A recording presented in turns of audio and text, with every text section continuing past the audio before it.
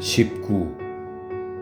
24일에는 세바르디노 보루에서 전투가 있었고 25일에는 이쪽과 저쪽 어느 진영도 단 한 발도 발포하지 않았으며 26일에는 보로디노 전투가 벌어졌다. 무엇 때문에 어떻게 세바르디노와 보로디노에서 전투가 시작되고 응전이 벌어진 것일까? 보로디노 전투는 어째서 일어났을까? 프랑스인들을 위해서도 러시아인들을 위해서도 그 전투는 전혀 의미가 없었다. 가장 가까이 있고 또 일어날 수밖에 없었던 결과는 러시아인에게는 우리가 세상에서 가장 두려워하던 모스크바의 파멸을 향해 치달았던 것이고, 프랑스인들에게는 그들 역시 세상에서 가장 두려워하던 군대 전체의 파멸을 향해 치달은 것이었다. 그러한 결과는 그 시점에도 명약관화했지만 그럼에도 나폴레옹은 싸움을 걸었고 쿠투조프는 그 전투에 응했다. 연대 지휘관들이 이성적인 판단에 따라 지휘했다면 나폴레옹도 2000베르스타 넘게 이동하여 군대의 4분의 1을 잃을 가능성이 매우 높은 전투에 응하면서 분명히 파멸을 향해 나아가고 있음을 명확하게 깨달았을 것이다. 쿠투조프 역시 군대의 4분의 1을 잃을 위험을 무릅쓰고 전투에 응하면서 틀림없이 모스크바를 잃게 되리라는 점을 느꼈을 것이다. 체스판에서 내게 말이 하나 적은데 상대와 말을 맞바꾸면 10중 8구 내가 지게 되고 그 때문에 바꾸지 말아야 하는 것이 자명하듯 그것은 쿠투조프에게 수학적으로 자명했다. 상대방에게 말 16개가 있고 나에게 말 14개가 있을 때 난 상대보다 꼭 8분의 1 정도 약한 것이다. 그러나 상대와 말 13개를 맞바꾸고 나면 상대는 나보다 3배가 더 강해지게 된다. 보로디노 전투 전까지는 아군과 프랑스군 병력은 거의 5대6 정도였다. 그러나 전투 후에는 그 비율이 1대2가 되었다. 전투 전에는 10만 명 대 12만 명이었는데 전투 후엔 5만 명 대 10만 명이 된 것이다. 그런데 두뇌가 명석하고 경험이 많은 쿠투조프는 그 전투에 응했다. 한편 사람들이 천재적인 지휘관이라 일컫는 나폴레옹도 군대의 4분의 1을 잃으면서까지 심지어 자기 군의 전선을 확장하면서까지 전투를 벌였다. 만약 나폴레옹이 비인을 점령할 때처럼 모스크바를 점령한 후 전쟁을 끝내려 했다고 말하는 사람이 있다면 그에 반박할 증거는 많다. 나폴레옹을 연구하는 역사가들도 나폴레옹이 스몰렌스크에서 이미 진격을 멈추려 했다고, 전선이 확장되는 것의 위험을 알고 있었으며 모스크바 점령이 전쟁의 끝이 아닐 것이라는 점을 알았다고 말한다. 왜냐하면 그가 스몰렌스크에서 러시아 도시들이 어떤 상태로 자신에게 넘어오는지 보았고 협상하고 싶다는 바람을 여러 차례 밝혔음에도 전혀 답변을 얻지 못했기 때문이라고 한다. 보르디노 전투를 벌이고 그에 응하면서 쿠투조프와 나폴레옹은 자발적이고 무의미한 행동을 했다. 그런데도 역사가들이 세상 온갖 사건들의 비자발적인 도구들 가운데 가장 노예스럽고 비자발적인 활동가였던 두 지휘관의 성견지명과 천재성을 증명하는 증거들을 교묘하게 짜맞추어 이미 일어난 사실에 끼워 맞추었다. 옛사람들은 영웅 서사시의 전형을 우리에게 남겼다. 그 서사시에서 영웅들이 역사의 모든 흥미로운 것들을 만든다. 그리고 우리는 여전히 아직도 우리 인간의 시간에서 그런 종류의 역사는 아무 의미도 없다는 사실에 익숙해질 수가 없다. 다른 질문, 즉 보로디노 전투와 그보다 앞선 세브라디노 전투가 어떻게 벌어졌는가에 대해서도 그와 똑같이 매우 확정적이고 모든 사람들에게 모두 두루 알려진 완전히 거짓된 생각이 존재한다. 모든 역사가들이 다음과 같은 방식으로 전투를 기술한다.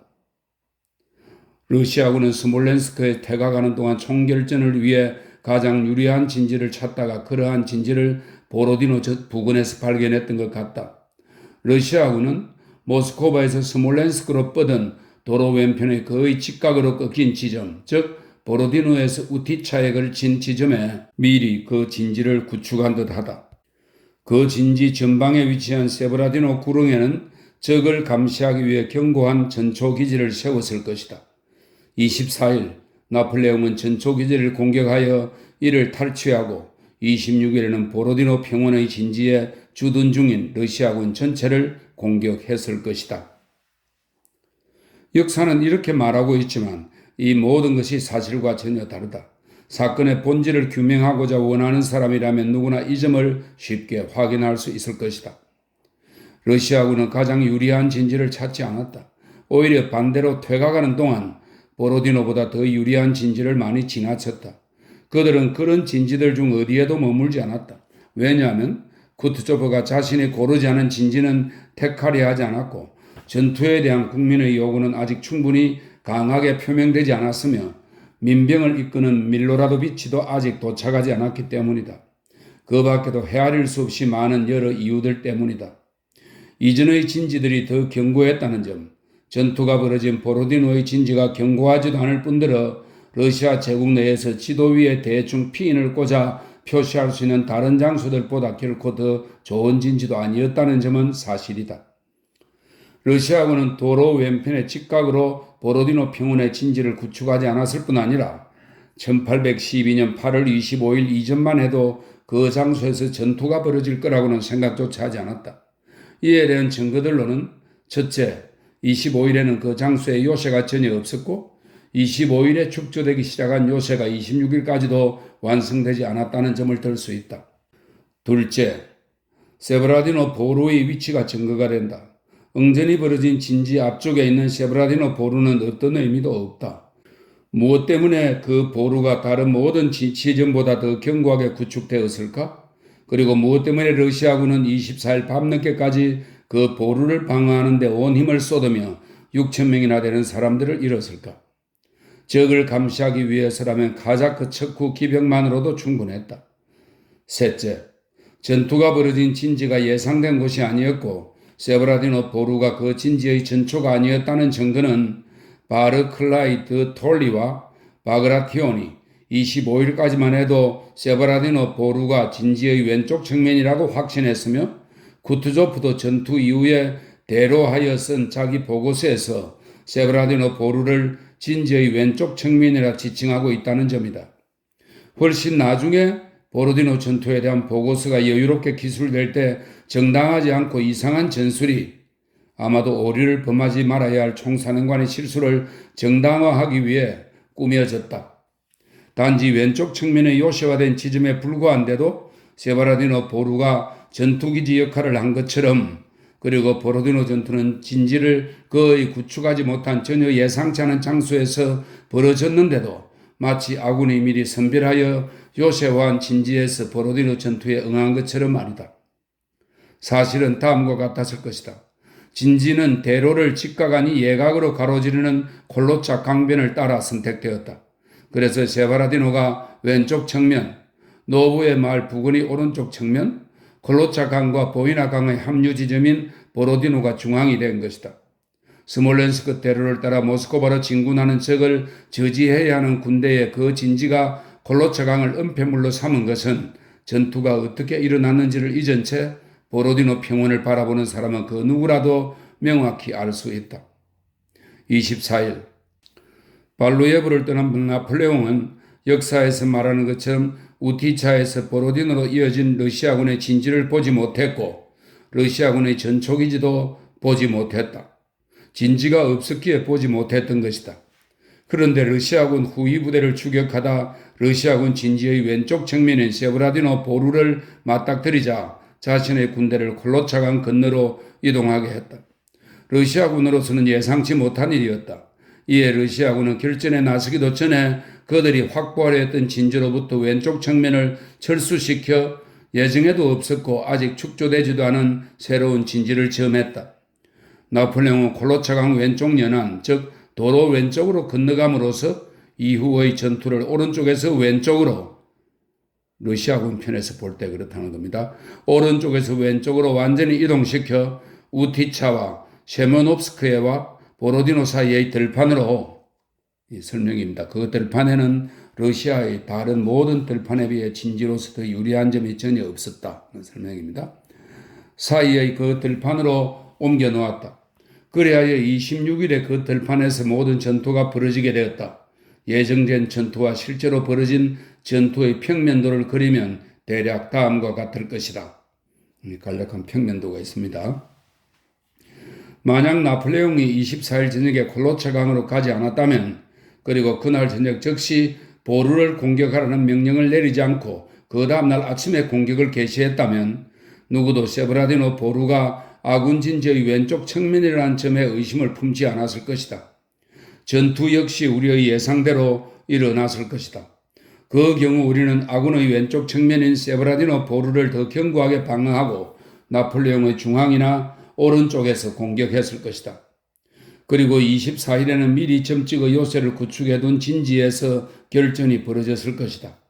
그러나 아군의 왼쪽 측면에 대한 공격이 우리 후위 부대의 후퇴에 뒤이어, 즉 그리드네브 전투 직후인 저녁에 일어나는 바람에 또 러시아군 지휘관들이 24일 저녁인 그 시점에서 결전을 개시하기를 원하지 않은 데다 미처 그럴 겨를도 없었기에 보로디노 전투의 중요한 첫 싸움은 24일에 이미 러시아군의 패배로 끝나버렸다. 26일에 벌어진 전투의 패배도 아마 그 때문일 것이다. 세브라디노 보루를 빼앗긴 25일 아침 무렵 왼쪽 측면에 진지가 없다는 것을 확인한 아군은 왼쪽 날개를 철수시키고 어디든 닥치는 대로 서둘러 진지를 구축해야 할 상황에 처했다. 그러나 그 포진의 약점이 더욱 악화된 것은 8월 26일에 러시아군이 미완성인 미약한 보루만을 의지할 수밖에 없었다는 점 외에도 러시아군 지휘관들이 이미 벌어진 사실을 충분히 인지하지 못하고, 여기서 이미 벌어진 사실은 왼쪽 측면의 진지를 빼앗긴 것과 이후의 전장을 오른쪽에서 왼쪽으로 완전히 옮겨 놓았다는 사실입니다.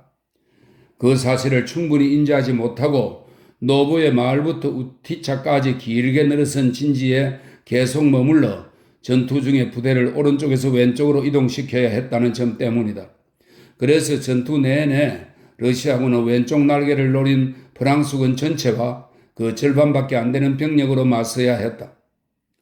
포니아토프스키가 우티차에서 접전을 벌이고 우바로프가 오른쪽 날개에서 프랑스군과 대적한 일은 전투의 흐름을 벗어난 군사 행동이었다. 결국 보로디노 전투는 기록되는 것과는 완전히 다르게 전개되었다.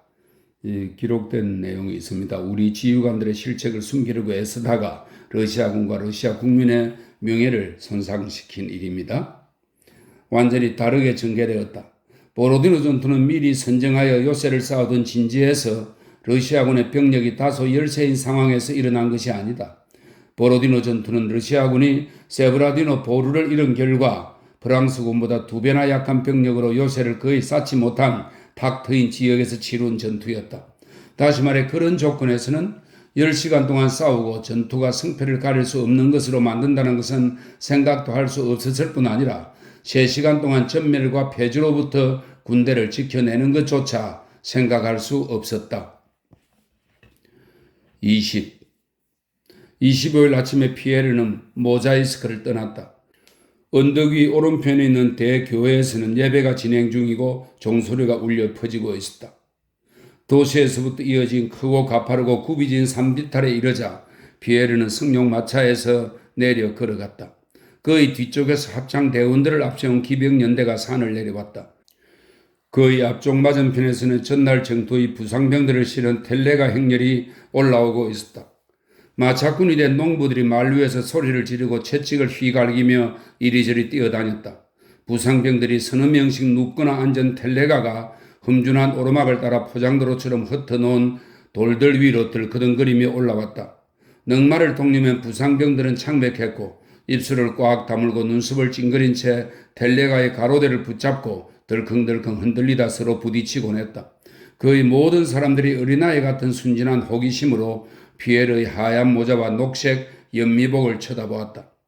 피에르의 마부는 부상병을 태운 수송행렬을 향해 길 한쪽으로 붙으라고 화가 나서 소리를 질렀다.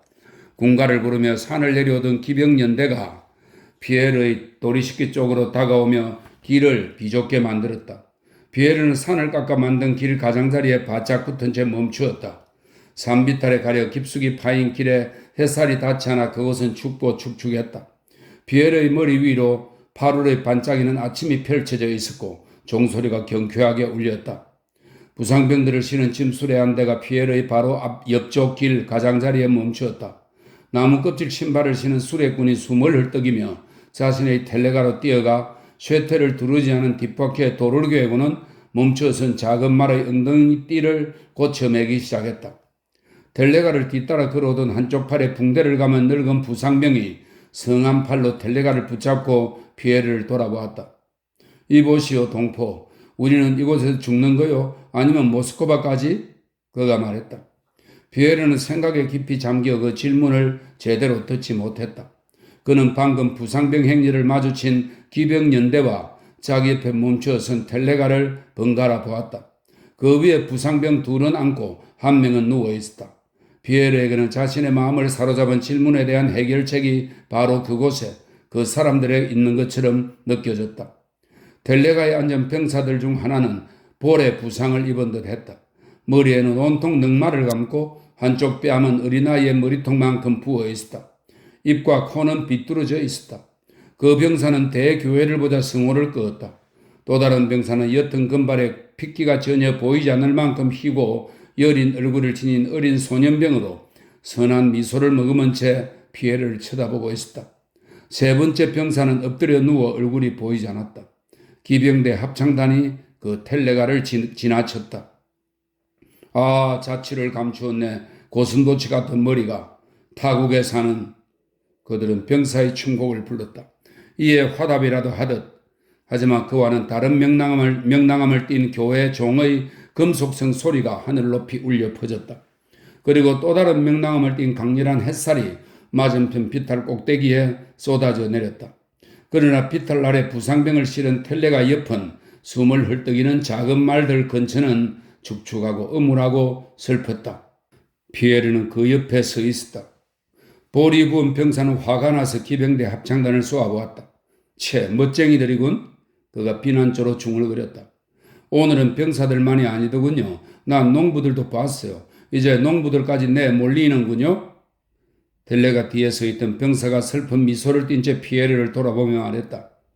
요즘엔 사람을 가리지도 않아요. 저들은 온 국민이 다 매달리기를 원하지요. 한마디로 모스크바 말입니다. 저들은 오직 한 가지 목적만 수행하기를 바라고 있어요.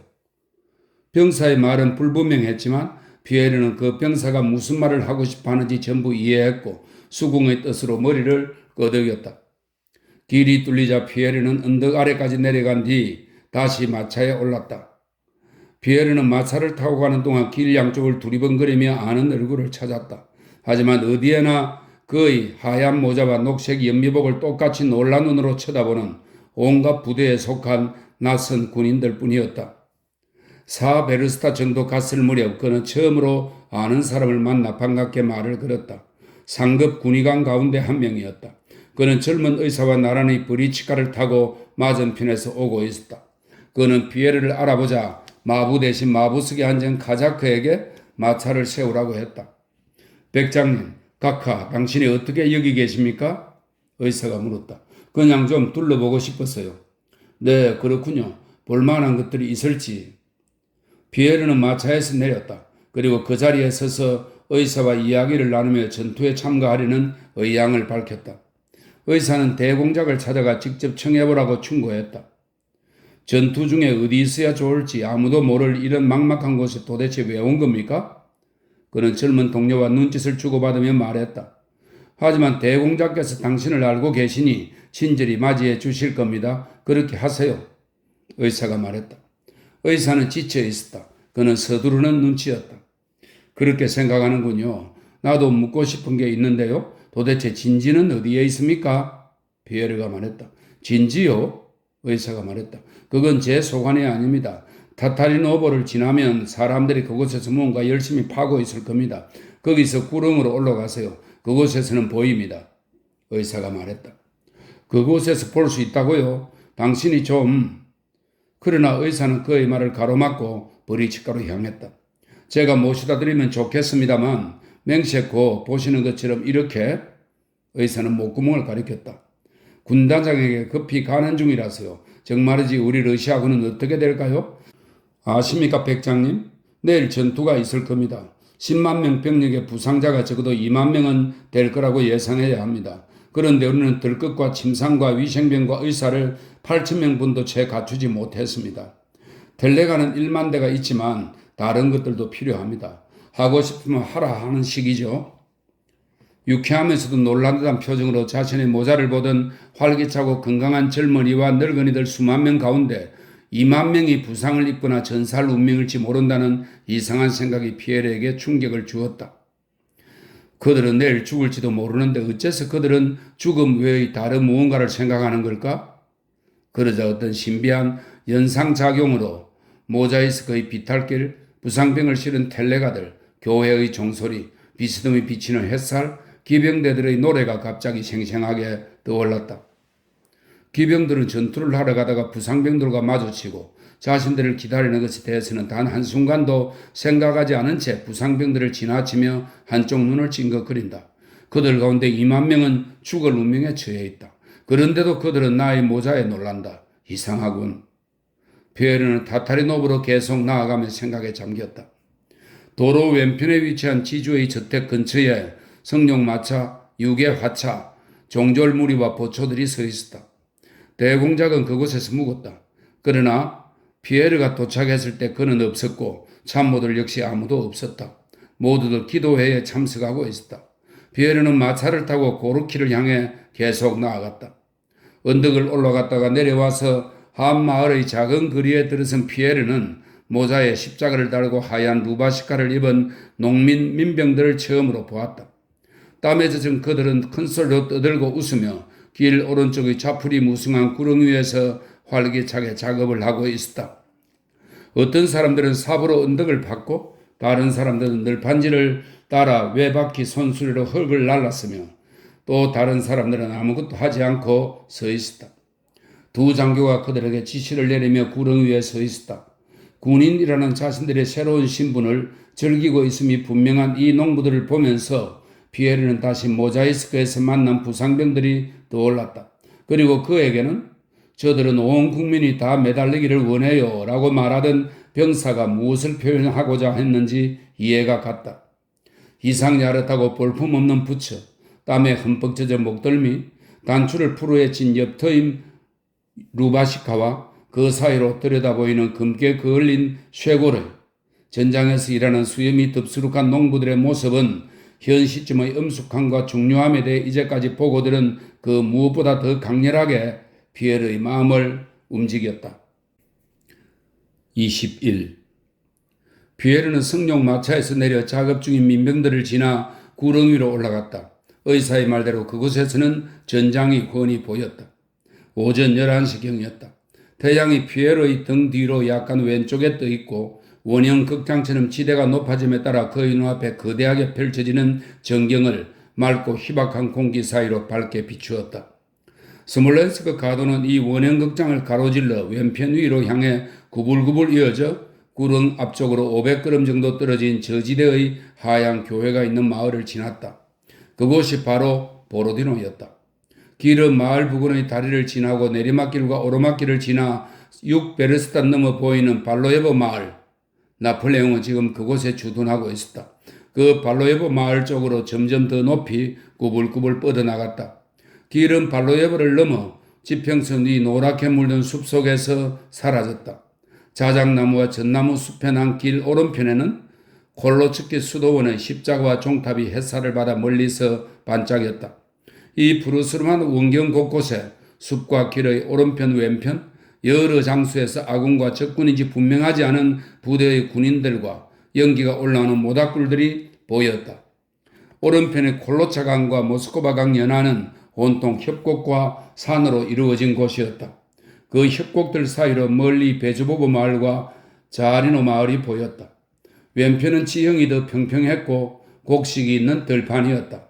불에 타서 연기가 피어오르는 세면옵소코의 마을이 보였다. 피에르가 왼편과 오른편에서 본 것들은 너무도 불분명하여 들판의 왼편, 오른편 그 어느 쪽도 피에르가 생각한 것을 충분히 만족시켜 주지 못했다. 어디에도 피에르가 기대한 전장은 없고 그저 들판, 공터, 부대, 숲, 모닥불 연기, 마을, 구름, 개울 뿐이었다. 아무리 자세히 살펴보아도 피에르는 현실의 지형에서 진지를 찾을 수 없었고 심지어 아군과 적군도 구분할 수 없었다. 잘 알고 있는 사람에게 물어봐야겠군? 피에르는 이렇게 생각하고 한 장교에게 말을 건넸다. 그 장교는 군인이 아닌 피에르의 거대한 몸집을 흥미롭게 바라보고 있었다. 뭘 좀 물어봐도 되겠습니까? 피에르는 장교에게 말을 걸었다. 저 앞쪽에 있는 마을 이름이 무엇입니까? 부르디노인가 무언가 하는 마을이지. 장교가 자신의 동료를 돌아보며 물었다. 보로디노야. 말을 바로잡으며 다른 사람이 대답했다. 장교는 이야기할 기회가 생겨 다행이라는 듯 피에르에게 다가왔다. 저기 있는 군대는 아군입니까? 피에르가 물었다. 예, 조금 더 멀리에는 프랑스군이 있습니다. 장교가 말했다. 저기 있는 것이 그들입니다. 저기에 보이죠? 어디요? 피에르가 물었다. 육안으로도 보입니다. 바로 저기입니다. 장교가 한 손으로 강 건너 왼쪽에서 피어오르는 연기들을 가리켰다. 그의 얼굴에는 피에르가 이제껏 마주친 많은 얼굴에서 본 엄숙하고 진지한 표정이 나타나 있었다. 아, 저들이 프랑스 군인이군요. 그럼 저기는요? 피에르는 왼편으로 구릉을 가리켰다. 그 주위에 부대들이 보였다. 아군입니다. 아, 아군이군요. 그럼 저기는요? 피에르는 골짜기 쪽에 보이는 마을 부근에 큰 나무 한 그루가 서 있는 다른 구릉을 가리켰다. 그 골짜기에서도 모닥불 연기가 피어오르고 무언가가 거무스름하게 보였다.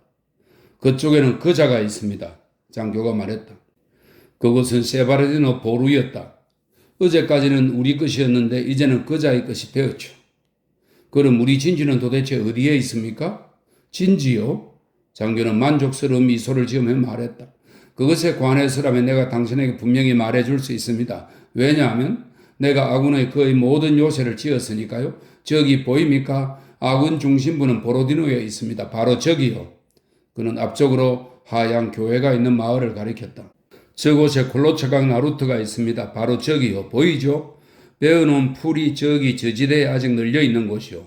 바로 저기에 다리가 있답니다. 저곳이 우리 중심부입니다. 오른쪽 측면은 바로 저곳이고요. 그는 단호하게 오른쪽 멀리 있는 골짜기를 가리켰다.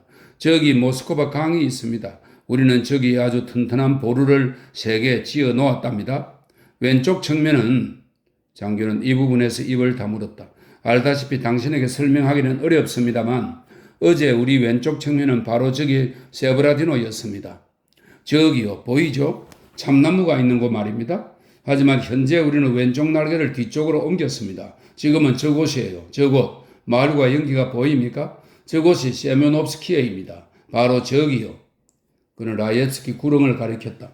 하지만 저곳에서 전투가 있을 것 같지는 않습니다. 거자가 이리로 군대를 옮긴 것은 속임수입니다. 거자는 아마 모스크바 강 오른쪽으로 우회할 거예요. 뭐 어디가 됐든 내일은 아군 수가 많이 줄어들 겁니다. 장교가 말했다. 장교가 이야기하는 동안 그에게 다가온 늙은 부사관은 상관의 말이 끝나기를 묵묵히 기다렸다. 그러나 이 부분에서 그는 장교의 말이 못마땅한 듯 상관의 말을 끊었다. 돌망태를 가지러 가야 합니다. 그가 딱딱하게 말했다. 장교는 당황한 듯 했다. 내일 얼마나 많은 병사가 줄어들지에 대해 생각해 볼 수는 있어도 입 밖에 내서는 안 된다는 것을 깨달은 모양이었다. 아, 그렇지. 다시 삼중대를 보내. 장교가 서둘러 말했다. 그런데 당신은 누굽니까? 군의관이 아닙니까? 아닙니다. 어쩌다 보니 여기까지 오게 되었습니다. 피에르가 대답했다. 그러고 나선 다시 민병들을 지나 산을 내려갔다. 에이, 빌어먹을. 피에르를 뒤따라가던 장교가 코를 틀어막고 작업 중인 민병들을 지나쳐 달려가며 말했다. 저기 그들이야. 운반들 해오고 있어. 사람들이 온다고. 저기 오잖아. 곧 이리로 올 거야. 갑자기 몇몇 사람들의 목소리가 들렸다. 장교들과 병사들과 민병들이 길을 따라 앞으로 달려갔다. 보로디노에서 출발한 교회 행렬이 언덕을 올라오고 있었다. 행렬 맨 앞에는 군무를 벗은 보병대가 총구를 아래로 향한 채 먼지 투성이 길을 따라 질서정연하게 행군했다. 보병대 뒤에서 찬송가 소리가 들렸다. 병사들과 민병들이 모자를 벗은 채 행렬을 맞으러 피에르를 앞서 제치고 달려갔다. 성모님을 모시고 온다. 우리의 중보자. 이베르스카야 성모님. 스몰렌스크 성모님이야. 다른 사람이 그 말을 바로 잡았다. 민병들은 마을에 있던 사람들이든 포대에 작업하던 사람들이든 삽을 내동댕이 치고 행렬을 맞으러 뛰어갔다.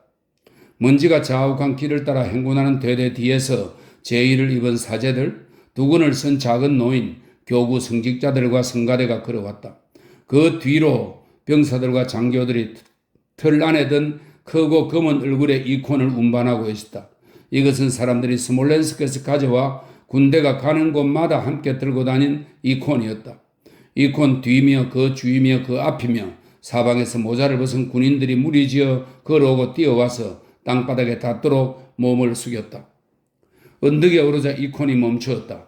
수군을 어깨에 두고 이콘을 떠받치던 사람들이 다른 사람들과 교대했다. 하급 사제들이 다시 향로에 불을 붙였고 기도회가 시작되었다. 뜨거운 햇살이 수직으로 내리꽂혔다. 신선한 산들바람이 모자를 쓰지 않은 머리의 머리칼과 이콘을 장식한 리본을 가볍게 흔들었다. 찬송가 소리가 탁 트인 하늘 아래 크지 않게 울려 퍼졌다. 모자를 벗은 장교들과 병사들과 민병들의 거대한 무리가 이콘을 에워쌌다. 사제들과 하급 사제들 뒤 공터에는 고관들이 서 있었다. 목에 게으르기 훈장을 단 대머리 장군은 사제 바로 뒤에 서서 성호도 끊지 않고 틀림없이 독일인이었을 것이다. 성호도 끊지 않고 기도회가 끝나기를 참을성 있게 기다렸다. 그는 아마도 러시아 국민의 애국심을 고취하기 위해서는 기도회에 끝까지 귀를 기울일 필요가 있다고 생각한 듯 했다. 군인의 자세로 선 또 다른 장군은 주변을 둘러보며 한 손을 가슴 앞에서 흔들었다. 농부들 무리에 끼어있던 피에르는 그 고관들 무리 가운데 지인들을 몇 명 알아보았다. 하지만 그는 그들을 쳐다보지 않았다. 그의 관심은 똑같은 모습으로 탐욕스럽게 이콘을 바라보는 병사들과 민병들의 진지한 표정에 온통 빼앗겨 있었다. 20번째 기도회를 치르느라 지친 부사제들이 굼뜨게 습관적으로 성모님 당신의 종들을 재앙에서 구해주소서라고 노래하자 한 사제와 하급 사제가 곧바로 그 다음 절을 이어 불렀다. 모든 자들의 견고한 벽이며 보호자이신 하나님 당신께 달려가오니. 모든 사람들의 얼굴에 임박한 순간에 음숙함을 자각하는 표정이 다시 한번 갑자기 번쩍했다. 피에르가 모자이스크 산길 설계에서도 보았고 이날 아침 마주친 수많은 사람들의 얼굴에서도 간간히 보았던 바로 그 표정이었다. 그들은 더 자주 머리를 숙이고 머리카락을 흔들었다. 손으로 가슴을 치며 성호를 끊는 소리와 탄식이 들렸다. 이콘을 둘러쌌던 무리가 갑자기 양옆으로 갈라지며 피에르를 밀어붙였다.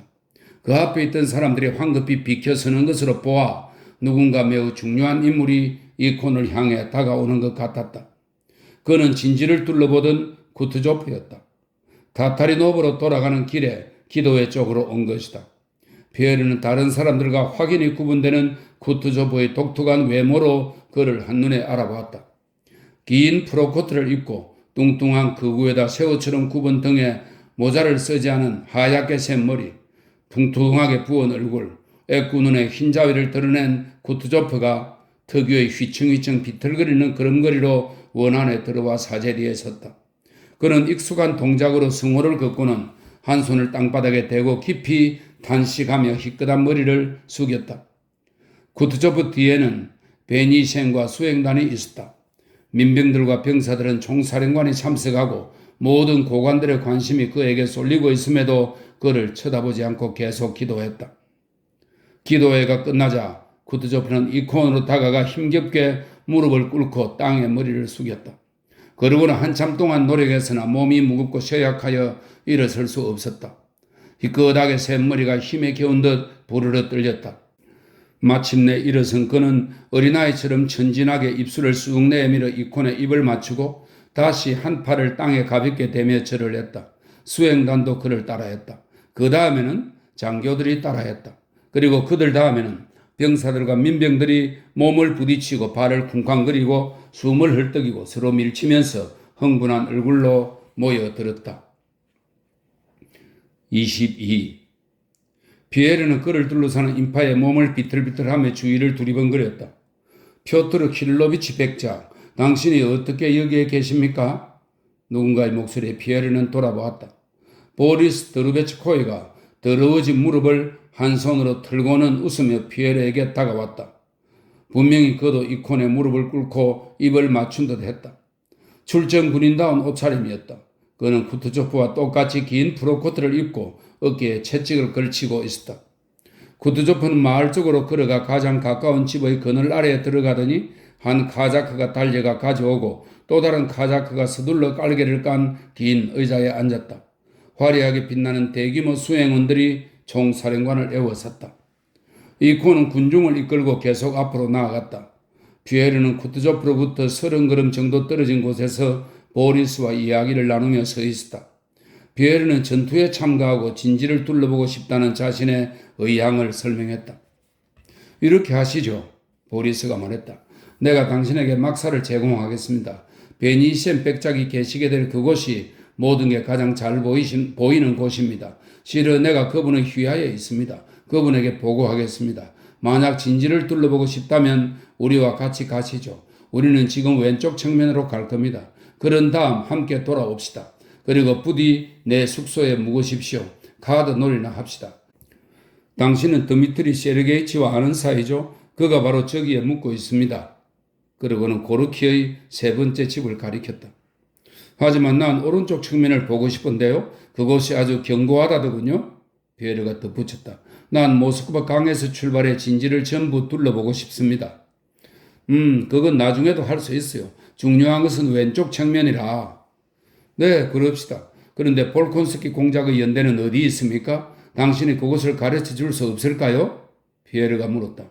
안드레이 니콜라이비치 연대 말입니까? 우리도 그곳을 지나갈 겁니다. 내가 그에게 안내하겠습니다. 왼쪽 측면은 어떻습니까? 피에르가 물었다. 솔직히 말하면요. 우리들끼리만 하는 말입니다만 우리 왼쪽 측면이 어떤 상태인지는 하나님만 아실 겁니다. 보리스가 은밀하게 목소리를 낮추어 말했다.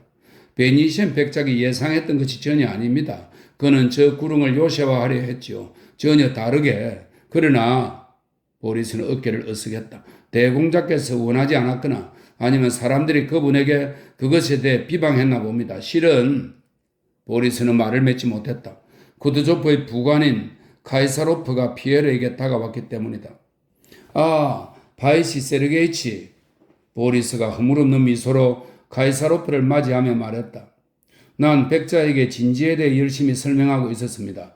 대공자께서 프랑스인들의 계략을 그처럼 정확하게 알아맞히시다니 놀랍습니다. 왼쪽 측면에 대해 설명하던 중인가요? 카이사로프가 말했다. 네, 바로 그렇습니다. 우리 왼쪽 측면은 이제 매우 강합니다.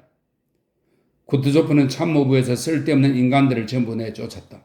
그럼에도 보리스는 쿠트조프가 단행한 그 교체 이후에도 여전히 군사령부에서 버틸 수 있었다. 보리스는 베니시엔 백작 쪽에 있었다. 보리스가 속해 있는 곳의 모든 사람들과 마찬가지로 베니시엔 백작도 젊은 두루베치코의 공작을 제대로 평가받지 못한 인재로 생각했다. 군 지도부에는 확연히 구분되는 두 파벌이 있었다. 쿠트조프 파와 참모장 베니시엔 파였다. 보리스는 후자에 속했다. 보리스처럼 쿠트조프에게 노예 같은 비굴한 경의를 표하면서도 그 노인네는 대단치 않다고 베니시엔이 모든 것을 이끌어간다고 느끼게 만드는 사람은 아무도 없었다. 이제 전투의 결정적인 순간이 다가왔고 그 순간은 쿠트조프를 파멸시키고 권력을 베니시엔에게 넘기든가 혹은 설령 쿠트조프가 이 전투에서 이긴다 해도 모든 일이 베니시엔에 의해 이루어졌다고 느끼게 만들 것이다. 어떤 경우든 내일의 전투에 대해 큰 포상이 분배되고 새로운 사람들이 나서게 될 것이다.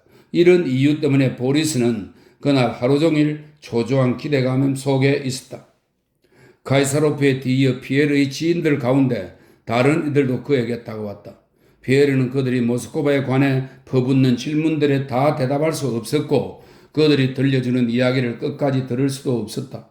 모든 사람들의 얼굴에 생기와 불안이 함께 떠올라 있었다. 그러나 피에르에게는 이들 중 몇몇 얼굴에 떠오른 흥분의 원인이 개인적인 성공과 관련된 문제에 더 많이 놓여 있는 것처럼 보였다. 다른 사람들의 얼굴에서 본 또 다른 흥분된 표정이 그의 머리에서 떠나지 않았다. 그 표정은 개인적인 문제가 아니라 삶과 죽음의 보편적인 문제를 말하고 있었다. 쿠트조프가 피에르와 그를 둘러싼 무리를 알아보았다. 저 사람을 불러오게. 쿠트조프가 말했다. 부관이 대공작의 지시를 전했고 피에르는 긴 의자 쪽으로 향했다. 그러나 그보다 앞서 민병대 병사 하나가 쿠트조프에게 다가섰다. 돌로프였다. 저 사람이 어떻게 여기 있는 겁니까? 피에르가 물었다. 대단히 교활한 인간입니다. 어디에나 끼어든다니까요? 누군가 피에르의 말에 대답했다. 강등됐잖아요. 지금 저 사람으로서는 어떻게든 올라서야만 해요. 작전을 제출하기도 하고 밤중에 적의 산병선으로 잠입하기도 하고 그러나 어쨌든 훌륭한 청년입니다. 피에르는 모자를 벗고 쿠드조프를 향해 정중히 머리를 숙였다. 저는 결심하기를 만약 제가 대공작 각하께 보고하려고 한다면 대공작 각하께서는 저를 내쫓거나 아니면 제가 보고드릴 내용을 이미 아는 것이라고 말씀하실 수 있겠지만 그렇다 해도 제가 곤란할 것은 없으니 돌로프가 말했다. 그래. 제가 옳다면 저는 조국의 이익을 가져올 것이고 또 그것을 위해서라면 기꺼이 죽을 수도 있습니다. 그래. 그리고 만일 대공작 각하께 자기 목숨을 아까워하지 않을 사람이 필요하다면 부디 절 기억해 주십시오. 어쩌면 제가 대공작 각하께 쓸모가 있을지도 모르니까요. 그래. 쿠드조프는 조롱스키 눈을 가늘게 뜨고 피에르를 쳐다보며 같은 말을 반복했다. 그때 보리스가 궁정시나 특유의 민첩한 태도로 피에르와 나란히 사령관들 가까이 다가갔고 지극히 자연스러운 표정과 그다지 크지 않은 목소리로 마치 막 화제에 오른 이야기를 이어가기라도 하듯 피에르에게 말을 건넸다. 민병들은 저 사람들은 사실 죽음에 대비해 깨끗하고 하얀 루바시카를 입은 것이랍니다. 엄청난 영웅정신이지요, 백작. 분명히 보리스는 대공작의 귀에 들리도록 피에르에게 말하는 듯했다. 그는 쿠드조프가 이 말에 관심을 보이리라는 것을 알았고 실제로 대공작은 그를 돌아보았다. 자네 민병들에 대해 뭐라고 했나? 그가 보리스에게 물었다. 대공작 각하, 저들은 내일 죽음을 대비하여 하얀 루바시카를 입고 있습니다. 아, 놀라운 탁월한 국민이야. 쿠드조프는 이렇게 말하고는 눈을 감고 고개를 저었다. 탁월한 국민이야. 그는 한숨을 쉬며 같은 말을 반복했다. 당신도 화향 냄새를 맡고 싶으신 것이요? 그가 피에르에게 말했다. 확실히 좋은 냄새이긴 하지. 영광스럽게도 난 당신 부인의 숭배자라오. 부인은 건강하시오. 내 숙소를 마음껏 이용하시오. 그러고는 노인들이 종종 그러듯 쿠드조프는 자신이 말하거나 해야 할 것을 통째로 잊은 양 멍하니 주위를 두리번거리기 시작했다. 그리고 자신이 찾던 것을 기억해냈는지 부관의 형제인 안드레이 세르게이치 카이사로프를 손짓에 불렀다. 어땠더라? 어쨌지? 마린의 시가 어땠지? 마린에 대한 설명이 있습니다. 알렉산드로 1세의 근위 부관인데요. 패러디와 회화적인 시를 잘 짓는 인물로 유명했다고 합니다. 마린의 시가 어땠지? 시가 어땠더라? 어쨌지? 게라고프에 대해 뭐라고 썼더라? 이 게라고프는 베테르부르크 사관학교 역사 교사이자 애국적인 성향을 지닌 작가로 그의 작품은 종종 조롱의 대상이 되었다는 설명이 있습니다. 게라고프에 대해 뭐라고 썼더라? 그대는 사관학교의 교사가 되리라였나? 말해봐. 쿠드조프는 한바탕 웃을 태세로 말했다. 카이사로프는 낭송했다. 쿠드조프는 미소를 띤 채 시의 운율에 맞춰 고개를 끄덕였다. 피에르가 쿠드조프 앞에서 물러나왔을 때 돌로프는 그에게 다가와 그의 팔을 잡았다. 여기서 당신을 만나게 되어 무척 반갑습니다, 백작. 그는 다른 사람이 있는 것도 부끄러워하지 않고 큰 소리로 매우 단호하고 엄숙하게 말했다.